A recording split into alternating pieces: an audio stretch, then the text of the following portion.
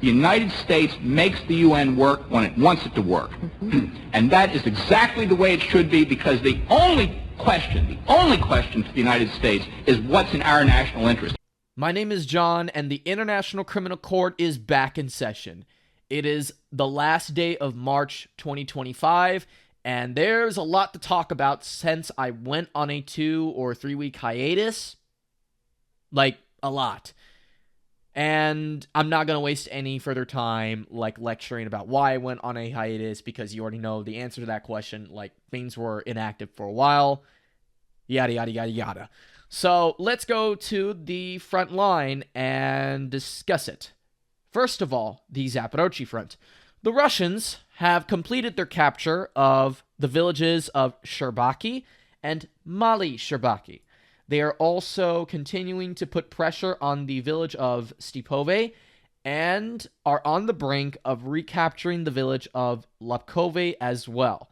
Lapkove is one of the last, if not the last, Ukrainian settlements that were captured by the Ukrainians themselves during the infamous failed 2023 WoW offensive, which, as all of you know by now, it was a complete and utter disaster, not just militarily, but also from a PR standpoint as well. But yeah, the Zaporozhye front is not looking good for the Ukrainians at this moment, but it's too early to tell if the Russians are really going to make a push for Orkiv, but time will tell. Going north to the Velika Novosilka direction, the Russians have began pushing here again. They have consolidated their control over Skudne, Berlatsky. They are contesting for the village of Viline Pule, and are also now contesting for the village of Visili. The Russians have also began pushing north towards the villages of Uliksivka and Bagatar. Well, I just said the Russian pronunciation. In Ukrainian, it's Bahatar, but I don't care, because we all know this village is definitely going to be under Russian control regardless. But anyway, jokes aside, the Russians have began pushing and have made steady gains since they began their ongoing push towards these two villages. And in the process, they have captured the village of Rozliv. Geolocations provided by Creamy Caprice on Telegram have confirmed this. And also Deep State has partially confirmed the fall of Rozliv to the Russian army. And with the fall of Rozliv, we can say for sure now that Constantinople is cooked. It looked like, by the way, that the Ukrainians were kicked out of Constantinople, but it turned out they were still there. So, yeah, a lot of people kind of jumped the gun on that when it came to their maps. But with Rozliv captured, Constantinople is pretty much going to be cooked, and they will have to abandon the village altogether. And with the loss of Constantinople, this will basically put Bagatar and Uliksivka in some sort of cauldron. And then after that, it's Dnipropetrovsk region. And speaking of Dnipropetrovsk region, the Russians have finally reactivated the front in this area. It looked like they had been stagnated. It looked like they had been depleted of all resources. Like, Ukraine fanboys were rejoicing for a while. But it turned out that the Russians just took an operational pause, and also Rasputitsa, Russia's biggest enemy in the Ukraine war. But anyway, the Russians had began, or in this case, restarted their push towards the Dnipropetrovsk region, also because of the fact that things are not going too well in the Pokrovsk direction. So the Russians pushed south from the Zaporozhye village here. Like, they went south here and then went a little west and are now contesting for the village of Bodanivka, or Bogdanovka in this case, in like Russian, and are also about to contest for the village of Troitsky. Russians have also have been reported just south, just south of the village of Kotlarivka. And what you look at that, the Russians are now just a few square kilometers from the border with Dnipropetrovsk. I have no doubt now that sometime during April, because of the improving weather, because of the regrouping, and also because of like all sorts of things that are like happening in both like the political arena, but also whatever is going on in Moscow, that the Russians are going to begin not just a push towards the Dnipropetrovsk region, but the very first settlement that I am expecting the Russians to contest for in Dnipropetrovsk will be, without question, Novopavlivka. And if they take this village, then Mazova will be on the chopping block.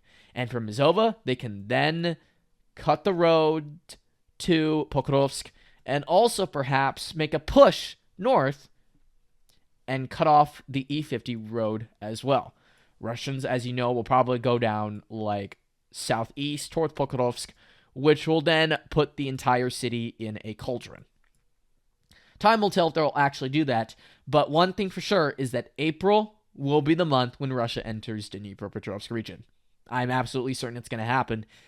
Like, unless the Ukrainians, of course, like out of panic, redeploy all sorts of forces to prevent this, because we all know how big of a PR disaster it's going to be for Ukraine if the Russians do enter Dnipropetrovsk, because Ukraine for a long time, along with their supporters, have been saying that Ukraine has been winning. But imagine if the Russians enter a completely new region that they have not entered even during 2022.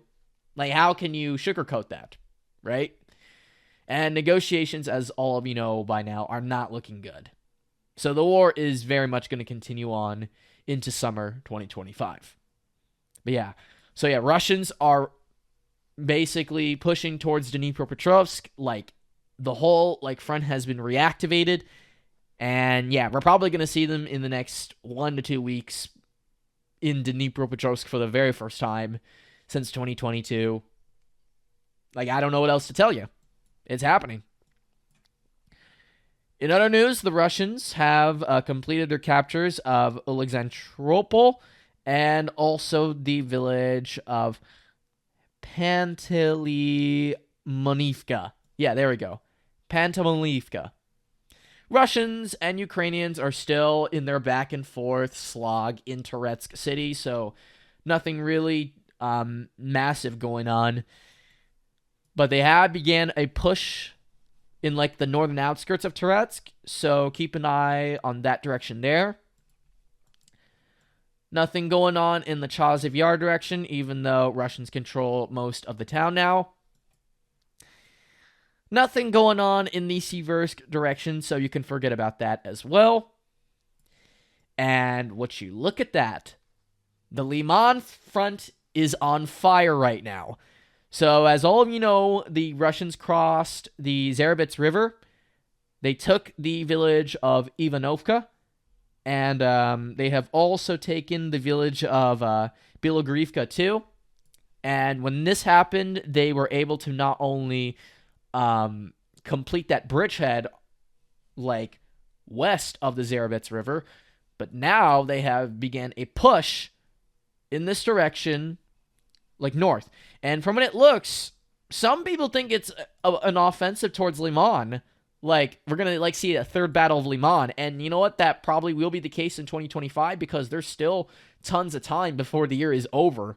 But for now, though, based on the direction of this ongoing push, the Russians are probably going to Kharkiv Oblast from here.